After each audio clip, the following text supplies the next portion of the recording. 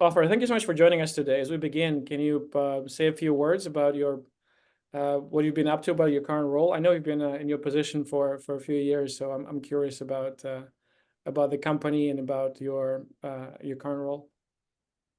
Okay. First of all, good to talk to you. I'm actually almost 15 years in AU10TIX and heading business development, before that marketing. And AU10TIX is one of the more known companies in the area of identity verification automation.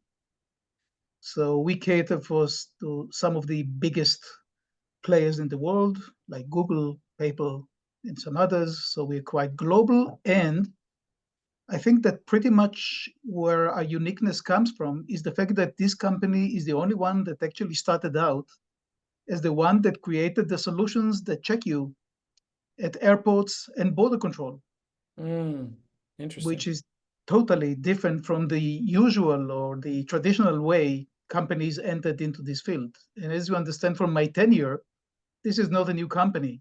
We actually have a very substantial mileage. And what is your secret? Because every time I go to LinkedIn, I see, congrats, there is a new chief revenue officer. Congrats, there's a new VP of sales. And I look at these stats, it seems like average tenure is between 12 to 18 months. And that's considered good. So what is your secret of longevity and tenure in your position? I must be doing my work.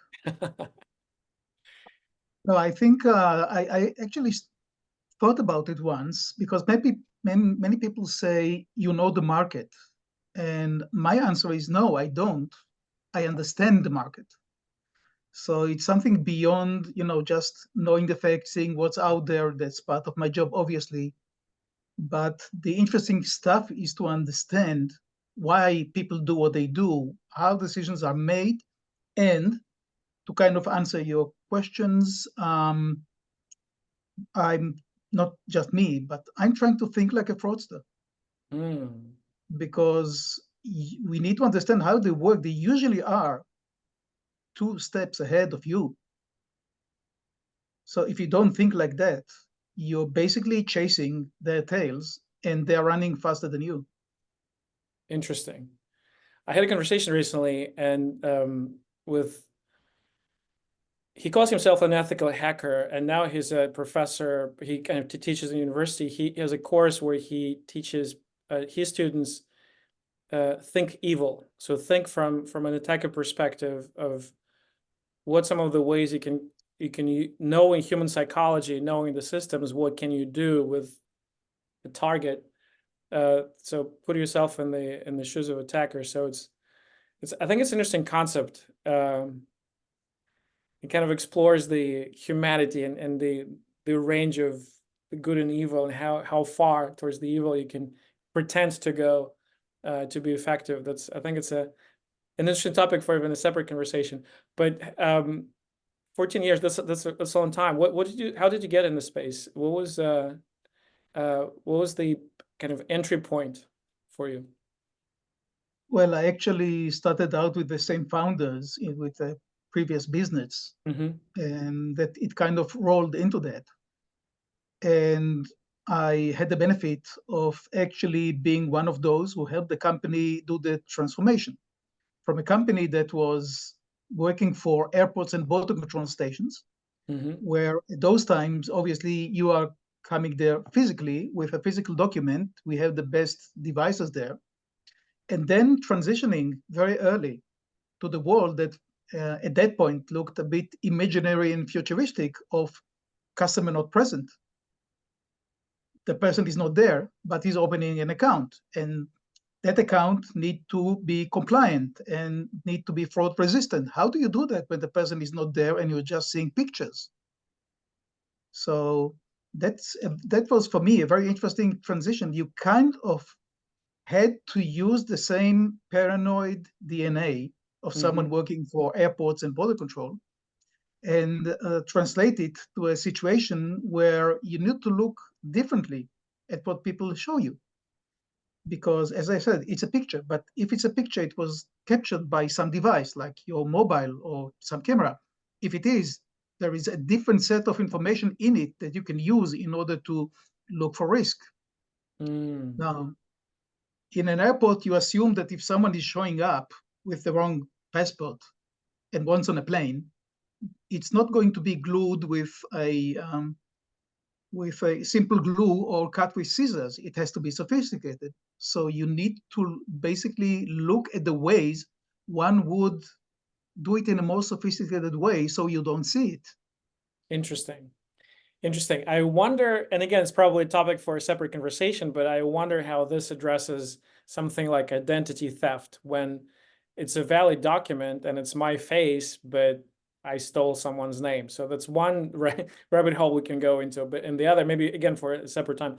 And another, someone told me I have to verify the source, but apparently someone, you know how in, I know whether it's banking system, you can kind of put your ID to a camera and you take a snapshot and then you verify it as KYC, know your client.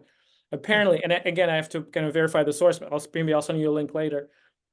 Someone created an ID using an AI generated face and essentially a non-existing persona and passed through KYC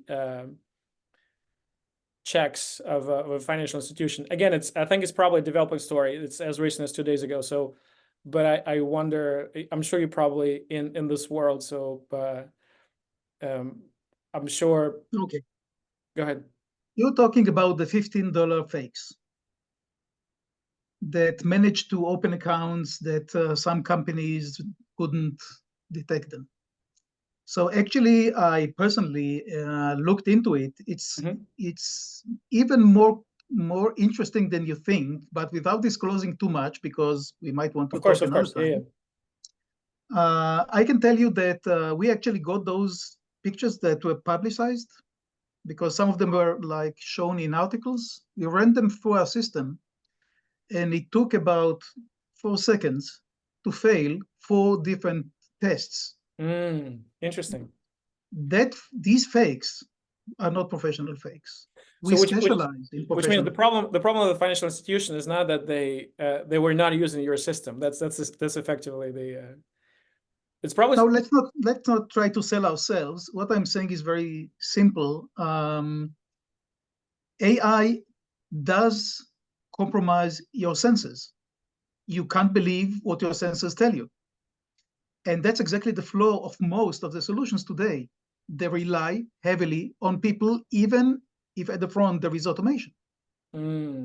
If you simply check, many of the famous names actually employ armies inside or third-party armies that actually look at those images. Why? Because if a person look at the image, obviously you'll have good pass rates. Because if something looks wrong, there is a good chance that at least a human can see it. But the whole idea of AI and deepfake is you cannot see it. So the whole concept of how the market works will obviously tilt much more in favor of automation. And that's exactly what we've done because we talked about automation in an airport. How many times did it get stuck? How many times did you could not pass through? It's usually very fast and very effective because you do not want the wrong person on the plane. Now copy that DNA also to the world of online. When it has to be fast, you don't want too many people leaving the process, abandoning the process too much. And you don't want to rely on people. So when you don't, then it's the exact starting point for having an effective anti-AI thing. Because AI, the whole idea of AI, it generates and it changes in a way that a human eye cannot see. So it has to be a machine to catch it. Well, I love to quote the famous Agent Smith from Matrix, who said, "Don't let humans do a machine's job."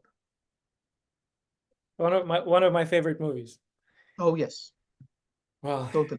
he he also suggested that human race is a virus. They're not actually mammals. I thought it was very interesting.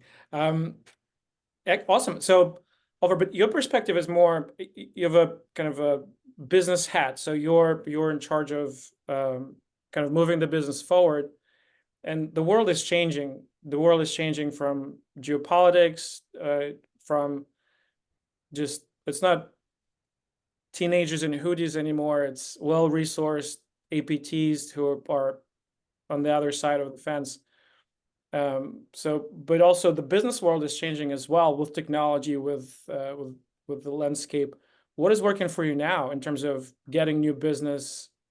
Is it events? Is it what kind of channel partners? I mean, what is working for you now? I would say that what's working for us is the fact that we chose to do the hard work of harnessing technology and AI in order to cope not with the fraud you know. The fraud you know, which usually is in the statistics, is amateur fraud. That's the one people are catching because that's the one you can see something is wrong, or check the data and it doesn't compute. But what we've done was actually created a new paradigm that splits fraud detection into two different channels. One, which is case level, which is the one everyone is doing. But the second one is basically the one that detects professional organized crime fraud. And what we discovered is that this changes totally the statistics you know. We're actually going to publicize, let's say, I think we called it the mega attack of the year. Like, take any fraudster you know. How many accounts can a fraudster want to open? A single one? Wow. Probably dozens. Yeah, let's say the simple person would be one, perhaps two, dozens if they really want. I'm talking about four figures, global, across a long period of time, undetectable by any regular means. So this capacity enables us to stand apart from any other option, because we'll do probably more automation in the cases you know, but we'll also discover the fraud you have no other way to. And that same technology, which we call serial fraud monitor, is the only technology, at least I know, that can detect fraud that already penetrated your system, the Trojans. Interesting. So it's a different set of capabilities, and it obviously helps because everyone is looking for improvement. Everyone has been sold automation, and everyone has discovered that automation is not as dandy as they were led to believe. Mm-hmm. So that means that if automation doesn't work that well, you have to compensate again with manual, which you don't want, and the risk that's coming from AI becomes ever more a threat. So for us, it's kind of easy. It's interesting. It's almost like you don't want to invest in pushy salespeople. You want to invest in technology, because if you build the best product in the market, then everyone will come to you rather than you trying to push it onto the potential clients. So it's rather than you pushing the product onto the market is pulling the product out of you because it's the best of breed, and you choose to invest your energy and your resources in just addressing things that the rest of the market is not addressing, fighting problems that others are not fighting because they don't see them, it sounds like. Let's say that our best sales promotion is awareness, not of us, because if you look like for the leading names, you'll find us there, but you'll find other names, those who invested in marketing. But the more people are exposed to those cases, like that case over there, and then the guy who got $25 million from Hong Kong. Singapore, I think, Hong Kong, right? Like 200 million Hong Kong dollars. That's that exactly. And what's nice is that we can already show tools catching not publicizing articles. They are actually catching fraud. Interesting. So all we need is awareness. I don't need to try to sell you anything because you don't have that many choices. Right now, fraudsters are ahead of the vast majority of defenses.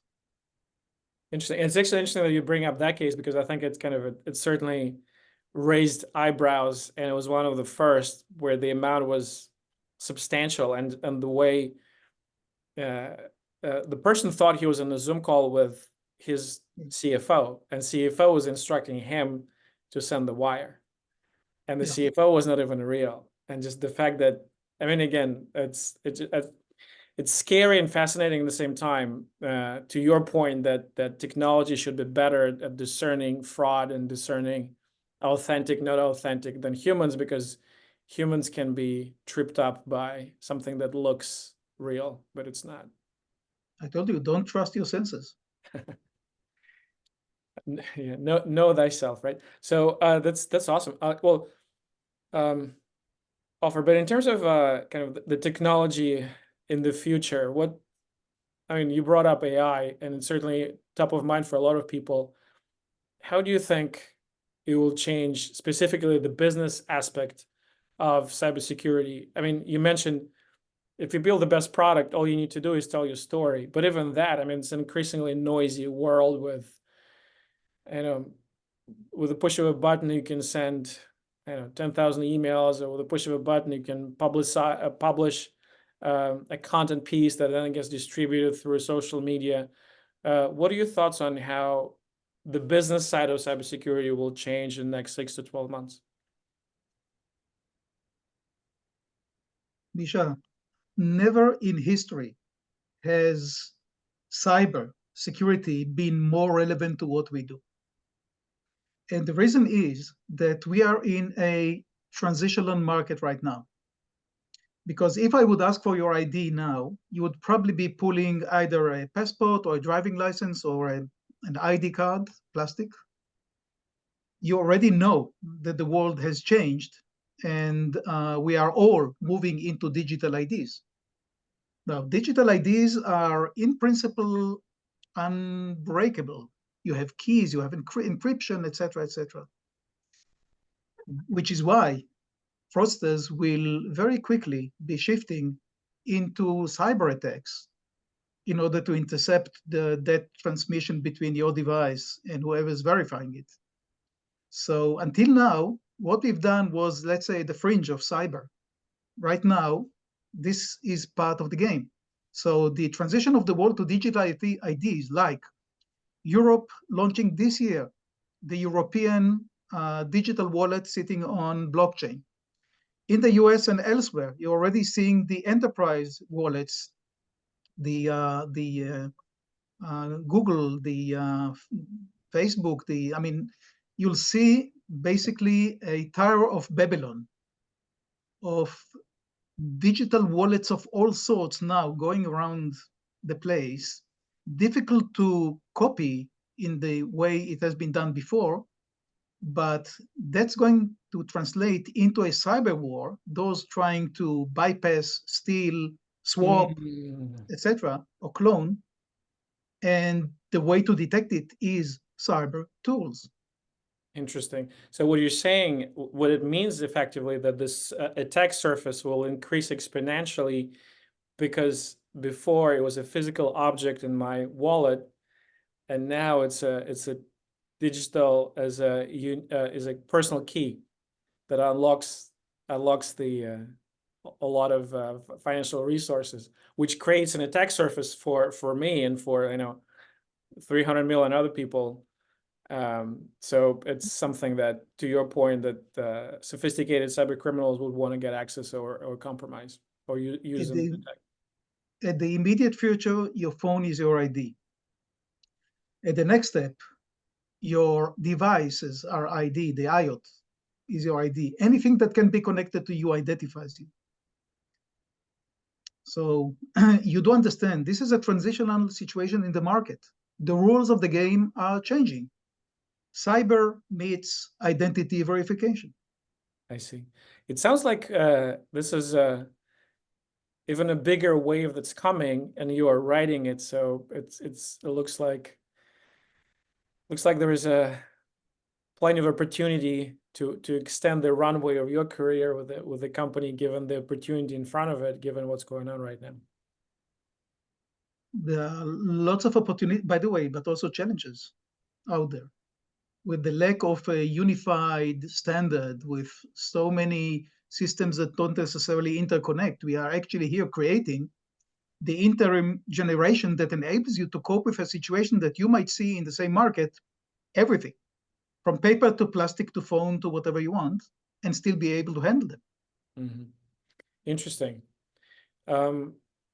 We touched on human nature, and we touched on technology.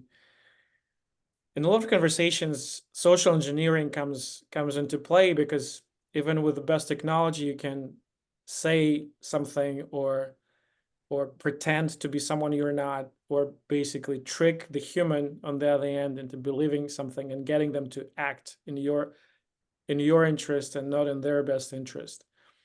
With the focus on technology, is there kind of any hope for humans to discern the social engineering attacks, or is it just basically you have to get burned multiple times before you start paying attention to what's in front of you? Is it a real email? Is it a real person?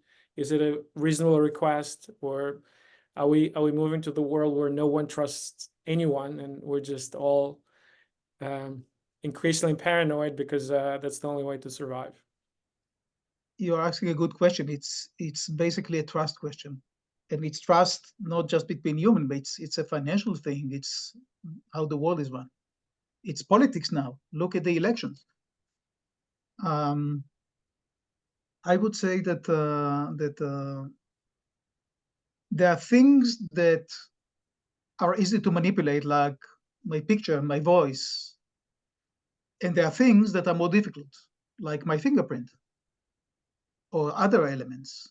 I think Iris, going back to airports, I see that more airports now have like a eye scanning device that's it's new. So I think there are other uniquely identifying features. Yeah, but let's like draw the circle around biometrics. Mm-hmm. And now biometrics, you know, is your face, obviously, your fingerprint, which is what you have on your device, but it's also some other things that might ripe enough to be things that are difficult to just clone or copy, like your behavior. Okay, I'm not sure you'll do a DNA test each time you want to log into your your account. Well, 23andMe was breached, and the cybersecurity team blamed the user. So I don't want my DNA anywhere. Certainly interesting. It's definitely an interesting world that we live in, and it seems like the train is picking up speed as we go. So velocity of change is picking up. Which I think will be difficult for humans to adjust quickly. It's certainly a fascinating world. Ofer, thank you so much for offering your insight. This was very interesting. I hope if this was very interesting for me, I'm sure it'll be interesting for our listeners. But I'd love to continue the conversation, because I think we just uncovered some of the rabbit holes that we didn't really tumble into, but probably for the next time. Where can people find you? Where can people learn more about you and about the company? Well, we have a website, and I have a profile. I mean, just call AU10TIX, AU10TIX. There's only one company by that name. Sounds good. Thank you so much. Thank you.